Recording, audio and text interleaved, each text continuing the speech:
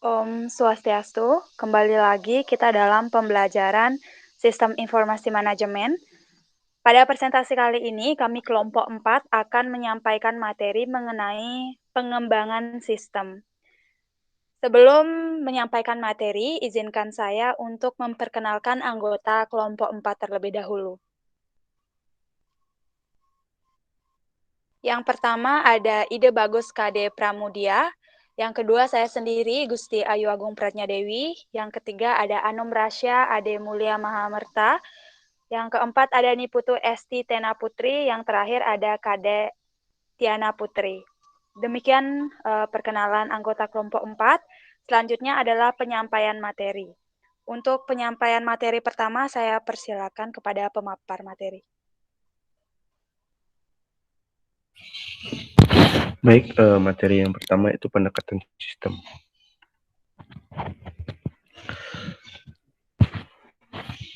Pencarian asal-muasal proses pemecahan masalah secara sistematis mengarah pada John Dewey, seorang profesor ilmu filosofi di Columbia University.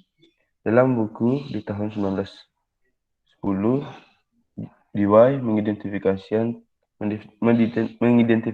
3 rangkaian pertimbangan terlibat dalam pemecahan sebuah kontroversi secara memadai.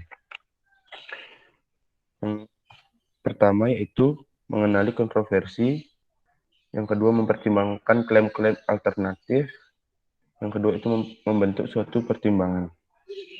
Dewey tidak mempergunakan istilah pendekatan sistem, namun ia menyadari adanya sifat berurutan dari pemecahan masalah, mengidentifikasi suatu masalah, mempertimbangkan berbagai cara untuk memecahkannya, dan terakhir memilih solusi yang terlihat paling baik.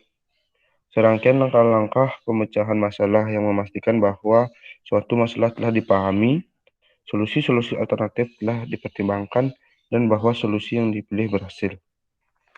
Next. Selanjutnya itu upaya-upaya urutan-urutan langkah. 10 langkah yang dikelompokkan menjadi 3 tahap mengenai pendekatan sistem, yaitu upaya, persiapan, yang menyiapkan pemecahan masalah dengan memberikan suatu orientasi sistem. Upaya definisi yang terdiri atas pengidentifikasian masalah untuk dipecahkan dan kemudian memahaminya. Upaya solusi yang melibatkan mengidentifikasian solusi-solusi alternatif, mengevaluasinya, lalu memilih salah satu solusi yang terlihat paling baik, kemudian menerapkan solusi tersebut dan menindaklanjutinya untuk memastikan upaya bahwa masalah telah terpecahkan. Yang pertama itu upaya persiapan. Upaya persiapan 3 langkah persiapan tidak harus dikerjakan secara berurutan dan dapat terjadi selama jangka waktu yang lama dari sekarang. Dapat 3 langkah itu pertama, melihat perusahaan sebagai suatu sistem. Harus dapat memandang perusahaannya sebagai suatu sistem yang dapat terlaksana dengan mempergunakan model sistem umum dan harus dapat melihat bagaimana perusahaan sesuai dengan model. Langkah yang kedua yaitu mengenal sistem lingkungan. Hubungan antara perusahaan dengan lingkungannya sangat penting. Langkah yang ketiga itu mengidentifikasi subsistem perusahaan. Itu artinya subsistem utama perusahaan dapat mengambil beberapa bentuk. Bentuk termudah yang dapat dilihat oleh manajer adalah area-area bisnis, tingkat-tingkat manajemen, dan arus sumber daya. Langkah yang kedua yaitu upaya definisi. Upaya definisi biasanya dirangsang oleh suatu pemicu masalah atau problem trigger, yaitu suatu sinyal yang menandakan bahwa keadaan berjalan lebih baik atau buruk dari yang telah direncanakan, yang berasal dari dalam perusahaan atau lingkungan, dan akan mengawali suatu proses pemecahan masalah. Manajer atau seorang di dalam unit manajer mengidentifikasikan masalah suatu gejalanya. Setelah masalah teridentifikasi, manajer dapat menghubungi seorang analisis sistem untuk membantunya dalam memahami masalah. Upaya definisi terdiri atas 2 langkah, yaitu langkah yang pertama lanjutan dari langkah sebelumnya, yaitu melanjutkan dari tingkah sistem ke tingkat subsistem. Artinya ketika manajer mencoba untuk memahami masalah, analisis akan memulai pada sistem yang menjadi tanggung jawab manajer tersebut. Sistem ini dapat berupa perusahaan atau salah satu unitnya. Analisis kemudian dilanjutkan menuju ke bawah hierarki sistem, tingkat demi tingkat. Manajer pertama kali mempelajari posisi sistem sehubungan dengan lingkungannya. Selanjutnya, manajemen menganalisis sistem dilihat dari subsistemnya. Tujuan dari analisis dari atas ke bawah ini adalah untuk mengidentifikasi tingkat di mana terdapat penyebab terjadinya masalah. Langkah selanjutnya yaitu menganalisis bagian sistem dalam urutan-urutan tertentu.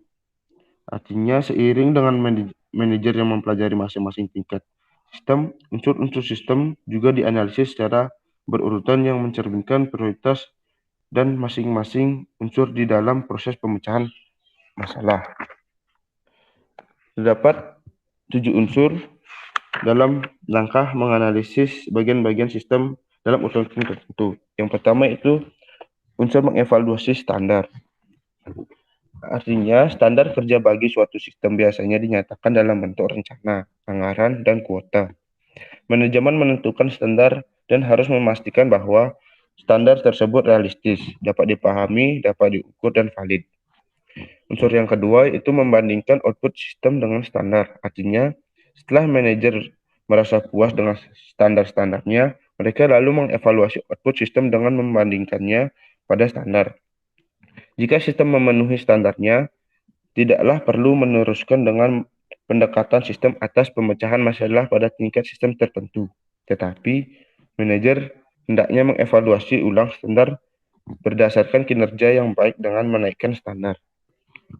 Unsur selanjutnya itu mengevaluasi manajemen.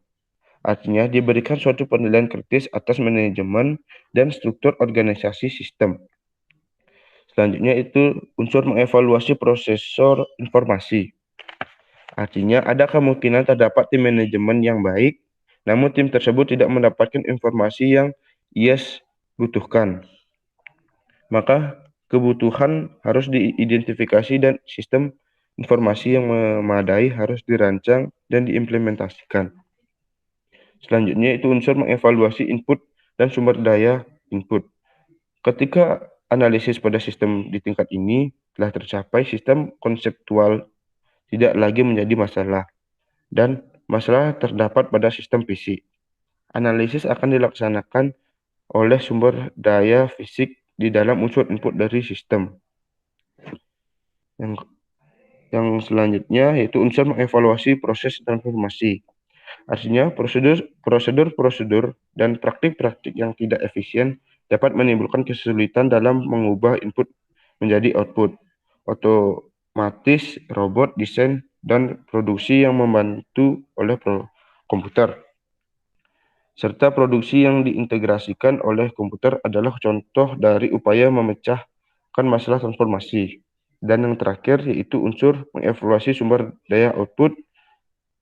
Artinya itu mempertimbangkan sumber daya fisik dalam unsur output sistem.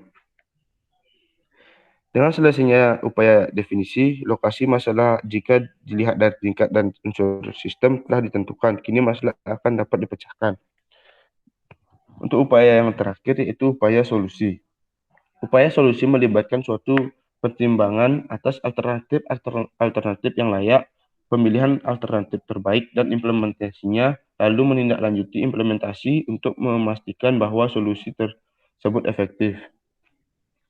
Dalam upaya solusi terdapat 3 langkah. Yang pertama yaitu langkah mengidentifikasikan solusi-solusi alternatif, yang artinya manajemen mengidentifikasikan cara-cara yang berbeda untuk memecahkan masalah yang sama.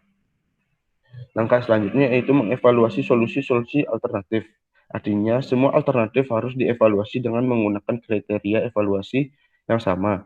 Mengukur beberapa baik satu alternatif akan memecahkan masalah.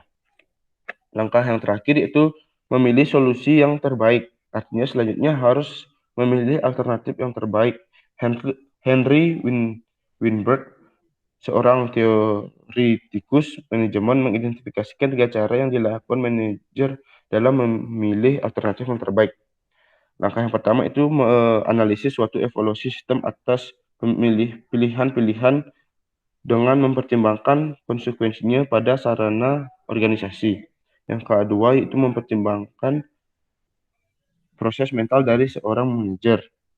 Yang ketiga itu tawar-menawar negosiasi di antara beberapa manajer.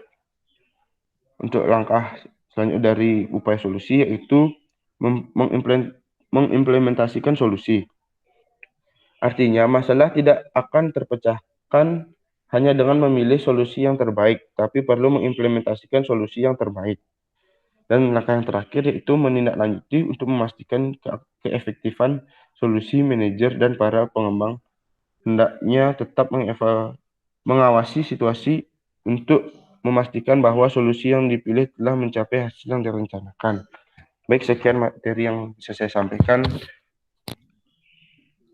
Saya berikan ke materi berikutnya. Baik, terima kasih untuk pemateri sebelumnya. Di sini saya akan melanjutkan presentasi untuk materi siklus hidup pengembangan sistem. Dalam memecahkan sesuatu masalah, tentu kita memerlukan suatu cara yang tersusun secara sistematis. Dalam melakukan sesuatu, metodologi adalah suatu cara yang direkomendasikan dalam memecahkan atau melakukan suatu proses sesuatu. Nah, pendekatan sistem adalah metodologi dasar dalam memecahkan segala jenis masalah. Siklus hidup pengembangan sistem atau System Development Life Cycle atau SDLC adalah aplikasi dari pendekatan sistem bagi pengembangan suatu sistem informasi. Di sini kita akan bahas lebih lanjut mengenai SDLC tradisional.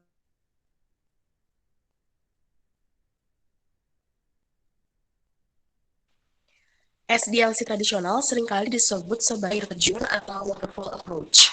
Mudah melihat SDLC tradisional dapat dikatakan sebagai suatu aplikasi dari pendekatan sistem dan juga masalah yang akan didefinisikan dalam tahap-tahap perencanaan dan juga analisis. Solusi alternatif diidentifikasi dan dievaluasi dalam tahap desain, lalu solusi yang terbaik diimplementasikan dan digunakan. Next. Di sini kita lanjutkan ke prototyping. Jadi prototyping itu adalah proses pembuatan prototype. Dan apa itu prototype? Jadi prototype adalah suatu versi dari sebuah sistem yang potensial yang memberikan ide bagi para pengembang dan juga calon pengguna bagaimana sistem akan berfungsi dalam bentuk yang telah selesai.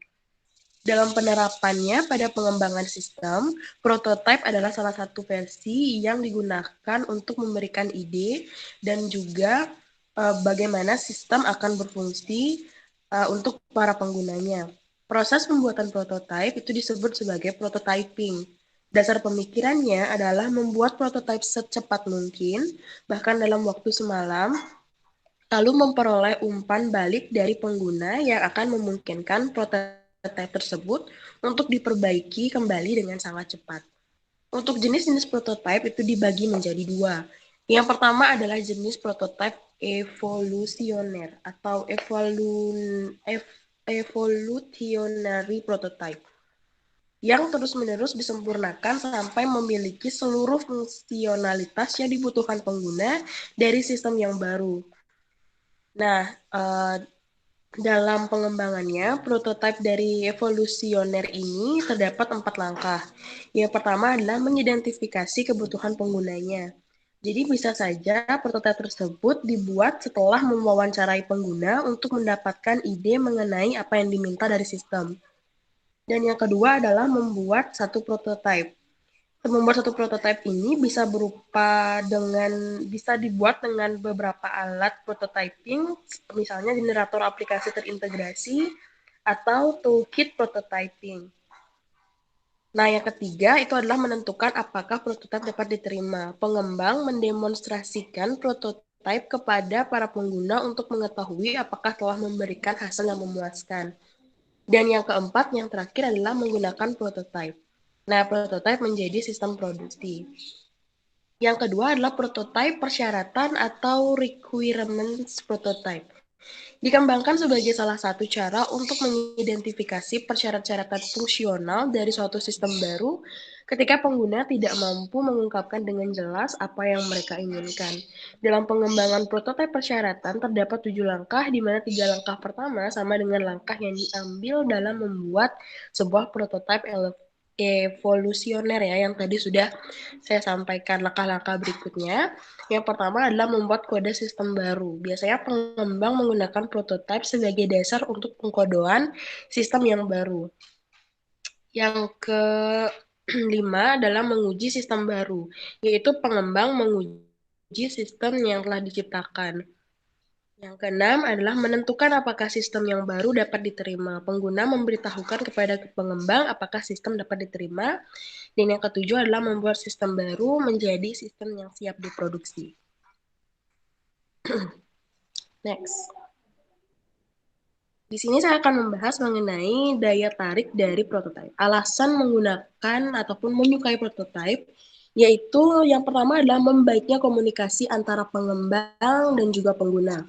Yang kedua, pengguna memainkan peranan yang lebih efektif dalam pengembangan sistem. Dan yang ketiga adalah implementasi menjadi jauh lebih mudah karena pengguna dapat ataupun mendapatkan apa yang diharapkannya. Atau juga implementasi karena pengguna jadi tahu apa yang lebih diharapkannya. Dan yang terakhir, saya tambahkan mengenai pengembang dan juga pengguna menghabiskan waktu dan usaha yang lebih sedikit dalam mengembangkan sistem. Setelah memiliki daya tarik, tentu saja prototipe tersebut memiliki potensi kesulitannya.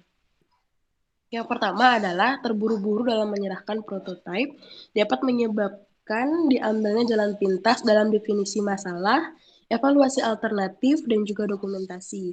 Jalan pintas ini bisa saja menciptakan usaha-usaha yang cepat dan juga kotor. Yang kedua adalah pengguna dapat terlalu gembira dengan prototipe yang diberikan, yang mengarah pada ekspektasi yang tidak realistis sehubung dengan sistem produksinya atau lainnya. Yang ketiga adalah prototipe evolusioner bisa jadi tidak terlalu efisien. Dan yang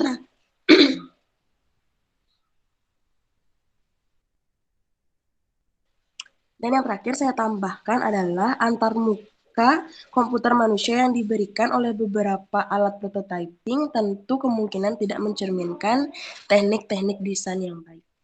Baik, demikian materi yang dapat saya sampaikan. Dilanjutkan oleh pemateri berikutnya. Terima kasih. Baik, terima kasih atas kesempatannya. Di sini saya akan menjelaskan materi mengenai pengembangan aplikasi cepat. Satu metodologi yang memiliki tujuan yang sama dengan prototyping, yaitu memberikan respon yang cepat atas kebutuhan pengguna, namun dengan lingkup yang lebih luas adalah RAD atau pengembangan aplikasi cepat. RAD ini tentu membutuhkan 4 unsur penting, di mana keempatnya itu yang pertama adalah manajemen puncak. Hendaknya menjadi penguji coba yang suka melakukan hal-hal baru dengan cepat mempelajari bagaimana cara menggunakan metodologi baru. Yang kedua, orang daripada hanya memanfaatkan satu tim untuk melakukan seluruh aktivitas SDLC, RAD menyadari adanya efisiensi yang dapat dicapai melalui penggunaan tim-tim khusus. Anggota dari tim adalah para ahli dalam metodologi dan alat yang dibutuhkan untuk melakukan tugas-tugas khusus masing-masing. Yang ketiga yaitu metodologi dasar RAD adalah siklus hidup RAD. Dan yang terakhir yaitu alat-alat RAD terdiri atas bahasa-bahasa generasi keempat dan alat-alat rekayasa peranti lunak dengan bantuan komputer yang memfasilitasi prototyping dan penciptaan kode. Yang selanjutnya yaitu pengembangan berfase. Pengembangan berfase adalah suatu pendekatan bagi pengembangan sistem informasi yang terdiri atas 6 tahap, yaitu investigasi awal, analisis, desain, konstruksi awal, konstruksi akhir, serta pengujian dan pemasangan sistem. Tahap-tahap pengembangan berfase ini antara lain, yang pertama itu investigasi awal, yaitu para pengembang, termasuk pengguna dan juga spesialis informasi, melakukan analisis usaha dengan tujuan untuk mempelajari tentang organisasi dengan masalah sistemnya. Yang kedua, yaitu analisis.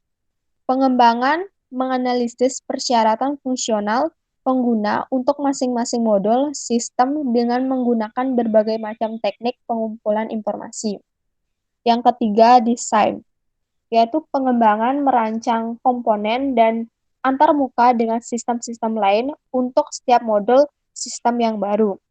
Yang keempat, konstruksi awal, yaitu pengembang membuat dan menguji peranti lunak dan data untuk setiap modul sistem dan mendapatkan umpan balik dari pengguna.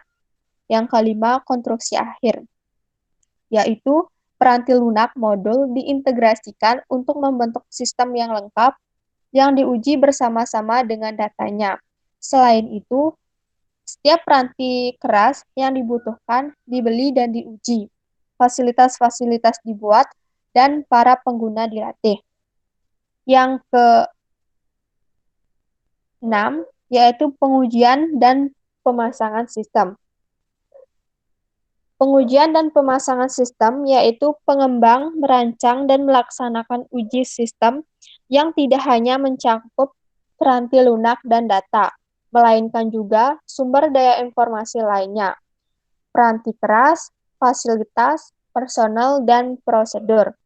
Komponen-komponen sistem dipasang dan dilakukan uji penerimaan pengguna. Selain tahap-tahap pengembangan berfase, ada juga fase-fase modul, di mana fase-fase modul terintegrasi ke dalam pengembangan sistem telah dibagi menjadi 3 modul utama, yaitu pembuat laporan, basis data, dan antarmuka web.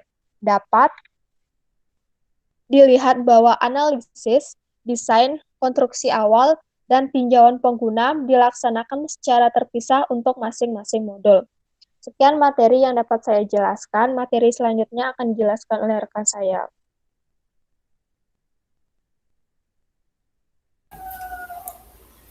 Baik, terima kasih atas waktunya.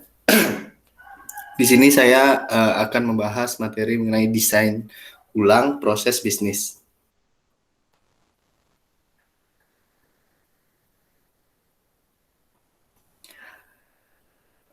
Teknologi informasi mengalami kemajuan dengan sangat cepat, dan organisasi perlu mengambil keuntungan dari kemajuan-kemajuan ini. Sistem meliputi sistem-sistem yang memproses dalam perusahaan maupun sistem-sistem yang melakukan fungsi-fungsi dasar, seperti mengebor untuk mencari minyak dan memproduksi satu bagian manufaktur. Kemudian di sini ada inisial strategis proyek-proyek BPR. BPR memiliki potensi pengaruh dramatis pada perusahaan dan operasinya, hingga proyek-proyek seperti ini biasanya dicetuskan di tingkat manajemen strategis. Manajemen strategis memutuskan bahwa BPR layak untuk dilakukan dan menyetujui proses-proses fisik desain ulang. Proses-proses fisik itu meliputi logistik sumber daya fisik yang masuk, operasi-operasi yang menghasilkan produk atau jasa perusahaan, dan logistik keluar. Kemudian ada rekayasa terbalik. Rekayasa terbalik atau reverse engineering berasal dari intelijen bisnis. Perusahaan sejak dulu selalu mengikuti produk-produk para pesaingnya dengan cara mengambil sampel dan membongkarnya untuk melihat bagaimana produk tersebut bekerja. Rekayasa terbalik adalah proses menganalisis sistem yang sudah ada untuk mengidentifikasi unsur-unsur dan saling keterhubungan di antara unsur-unsur tersebut, sekaligus untuk membuat dokumentasi pada tingkat abstraksi yang lebih tinggi daripada yang telah ada saat ini. Titik awal dalam rekayasa terbalik sebuah sistem adalah kode komputernya yang diubah menjadi dokumentasi. Dokumentasi ini kemudian dapat diubah ke dalam uraian-uraian yang menjadi lebih abstrak, seperti diagram arus data, kasus-kasus penggunaan, dan diagram relasi entitas. Oleh sebab itu, rekayasa terbalik akan mengikuti suatu jalur mundur ke belakang sepanjang siklus hidup sistem, merekonstruksikan desain dan perencanaan sistem yang dilakukan dalam usaha pengembangan awal. Kemudian yang ketiga ada rekayasa ulang, adalah merancang ulang sebuah sistem seluruhnya dan tujuan mengubah fungsionalitasnya. Akan tetapi, ini bukanlah pendekatan yang bersifat bersih karena pengetahuan dari sistem yang ada saat ini tidak sepenuhnya diabaikan. Kemudian yang keempat, pemilihan komponen-komponen BPR. Komponen BPR dapat diterapkan sepanjang terpisah atau digabung, tergantung pada tingkat kemungkinan yang dicari dan dapat dilihat dari dua segi, yaitu yang pertama, segi mutu fungsionalitas adalah ukuran dari apa yang dikerjakan oleh sistem. Kemudian yang kedua, segi mutu teknis adalah ukuran dari seberapa baik sistem tersebut melaksanakan. Namun, jika di suatu kondisi ketika mutu fungsional maupun teknis sama-sama buruk, maka akan dibutuhkan suatu proyek raksasa ke depannya. Kemudian materi selanjutnya yaitu menempatkan SDLC tradisional, prototyping, dan RAD dalam perspektif.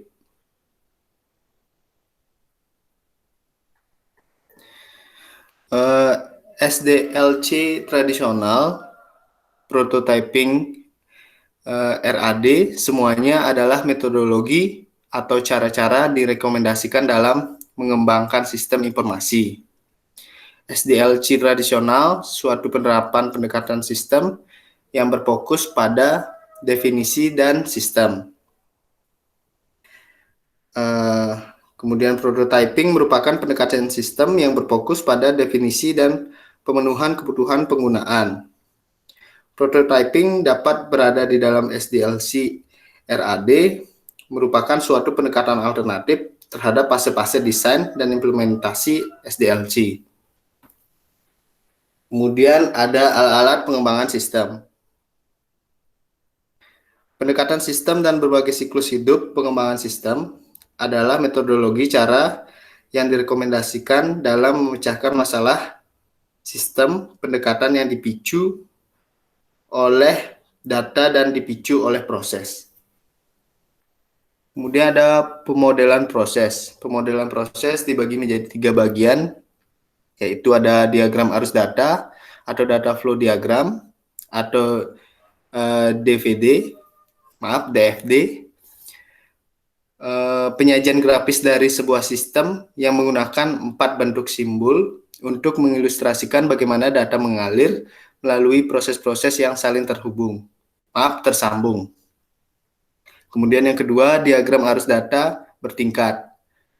Proses utama sistem disebut diagram nomor 0 yang berfungsi untuk mendokumentasikan, biasanya akan lebih mudah untuk memulai dokumentasi pada tingkat yang lebih rendah.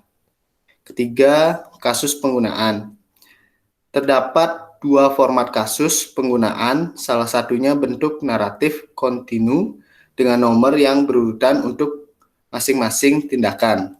Sedangkan format yang lain disebut format pingpong karena terdiri atas 2 naratif dan penomoran yang menunjukkan bagaimana tugas terjadi pergantian antara sistem primer dan sekunder.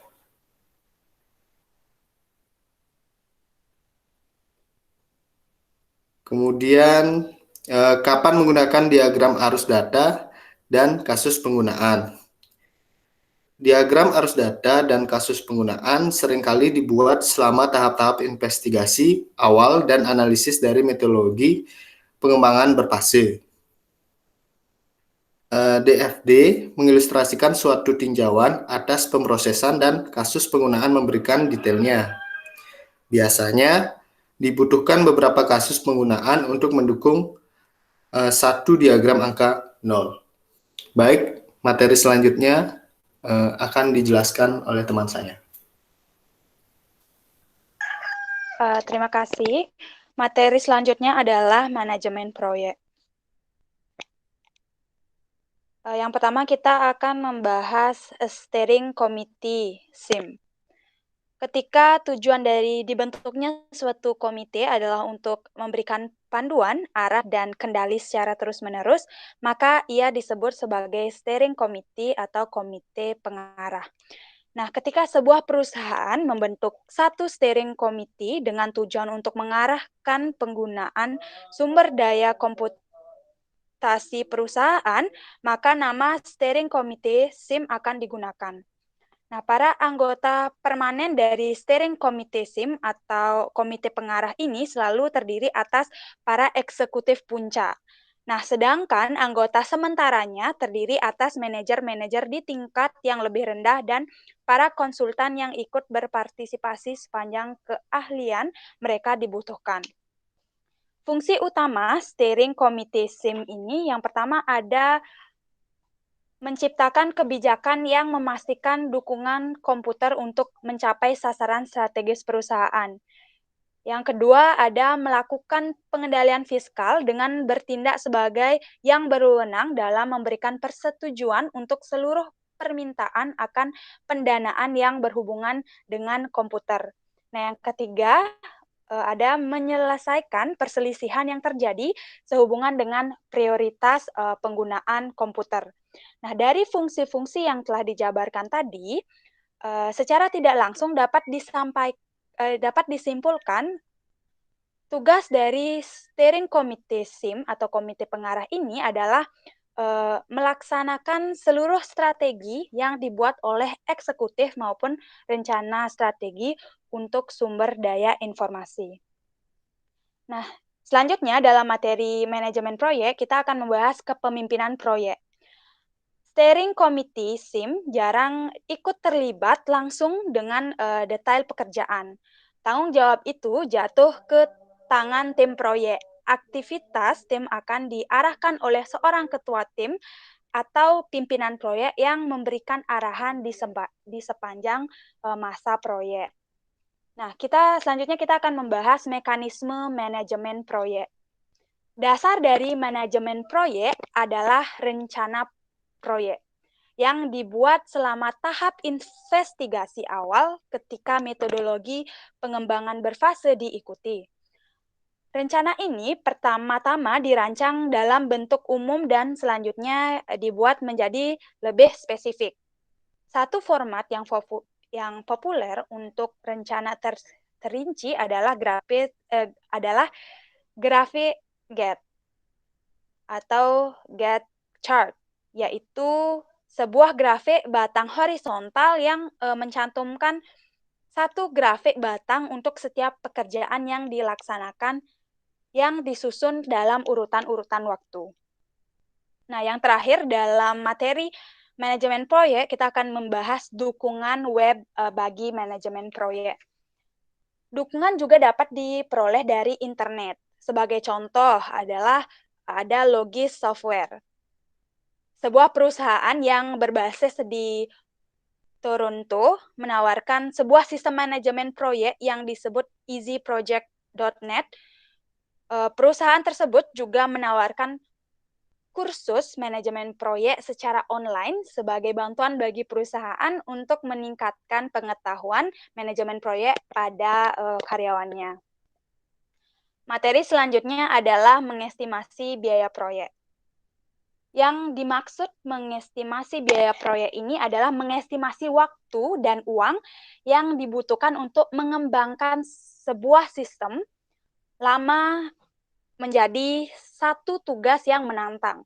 Banyak metode yang digunakan untuk mengestimasi biaya dan jadwal proyek yang mengandalkan pada 3 komponen. Komponen pertama yaitu informasi mengenai sistem tertentu yang sedang dibuat dan orang yang akan melakukan pengembangan. Komponen yang kedua adalah pengalaman historisnya. Yang ketiga ada komponen pengetahuan mengenai proses pengembangan piranti lunak dan alat-alat serta teknik estimasi. Nah, dalam materi pengestimasi biaya proyek ini, yang pertama kita akan membahas tentang input pengestimasian biaya.